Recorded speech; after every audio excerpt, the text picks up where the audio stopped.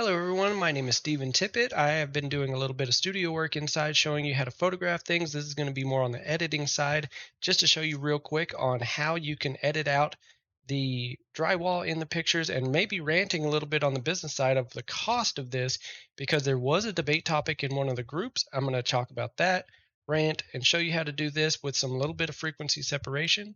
Here's a little bit of the result. I did not get done in the time that I wanted to, but it shows you how difficult something like this really is. Go pay your editors and have a good day. All right, so this was a topic that was brought up in the group Real Estate Photography. I got quoted $60 per image to remove the drywall stacks. Is that normal for an object removal? Seems really high to me. Then if you look at the images, it is drywall against a newly remodeled or new build. To me, $60 seemed like a great price because of what you were seeing in the pictures. If this was for something with walls that were already there and then they wanted to remove an object here, then you would have flat bases to work with and just flat colors and things like that, and you could bring back the textures easily. What I am seeing is, you know what? I'm going to talk to the person. I'm going to get these images and we're going to go over. Thank you to Caitlin. She has provided the images and let me do this video to show you guys the difference between just removing a simple piece of furniture or something like that inside of a room versus this complicated mess of a scenario. So we're going to take a look at two different images really, but I just want to quickly go over what would be difficult in these. So something like this, as an editor, I'm first looking at what I can use to replace the actual images themselves. So right now we would have like this little leading line going down here. This corner would be a little difficult because I would have to take it from up here or over here. And then this little tiny piece of wood is the only indication of what it looks like on this property down below here. So you have pink insulation, brown insulation, white insulation, and then you have vanishing points of the wood itself. So you would have to correct for all of that and then bring back the cement. Just because this image alone would probably take about an hour to an hour and a half to get it to look correctly. Something like this, it would be, once again, it would take time. You have the fireplace that you have no idea. There's no image that shows a reference of what that fireplace looks like behind there. But then you get into the most difficult, which would be this one. There is so much going on here. I would not be surprised if somebody charged $100 or more to remove this, and this. This alone, you're not seeing, but there is a big window back here. It just has a lot going on behind it. You've got, your normal, and I'm using this little part to point, but you have your normal wood stacks going up things. Then you have cross beams for support that have to go all the way across. And then behind all of that, you would have to figure out what it would look like back behind here because you can see through the wall. Once again, different levels of insulation. You've got a third bedroom back here that you've got to figure out. That would just be, removing this alone is a mess. Then we get to this huge stack. So you do have this one little bit of wood that can continue on. What you're not seeing is this little peekaboo of plumbing back behind here. That would cause so many issues in leading lines. I wish that you could just drag these things over and do a magic spell and do some content aware and then say woohoo, and there it is. And that, oh man, that looks good. Got some cotton candy going on in the concrete. This is not going to work. And same thing for this one. Once again, you couldn't do that on any of this. I mean, I don't even know. Let's just try it and see if anything even comes close. I mean, if you don't care about what anything looks like and say, yeah, sure, that's just how it looks in life.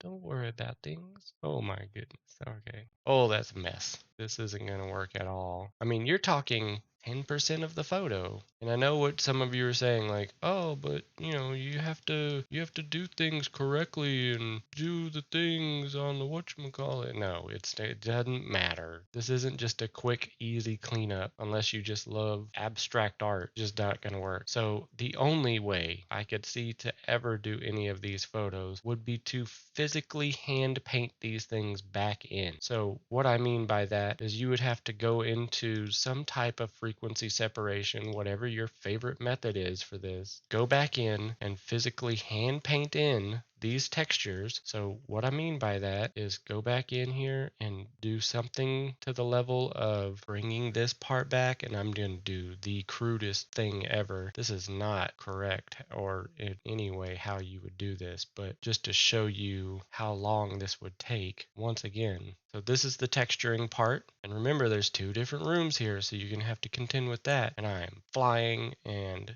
I'm not focusing on alignment, which you would have to focus on, and things like, oh well, you can't use that part as a reference, so the only part to use is over here. So, and then to bring that down, you come over here, but then you have to worry about like where this room ends at some point, and then are we gonna bring this drywall into that drywall, and then what about these cords? Am I gonna have to continue this cord down? Nobody's thinking about these things. That's an editor thing. And if y'all say, oh, that's my problem, then you have more issues than you know what to deal with. We'll go bigger. But see, and then, oh, that doesn't work. So now I have to bring this back down, and then I might as well just clean up this whole section right here. And then so then you're stuck cleaning up this background section that they probably didn't have any request on anyway.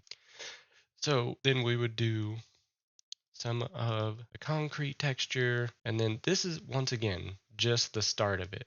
So probably an hour and a half to 2 hours later, you're done with the entire thing of just the texture. And then you're like, okay, now it's time to color this thing. So you have all of this left. So now you have all of the textures the way they need to be. And so you got to bring in some type of color. So you think it's just one color in here, but this is, 50 different colors just for that section of concrete. So we have to do some cloning. So bringing in a clone brush. Oh, well, that doesn't match. Let's try over here. That's a little better. Let's try back in here.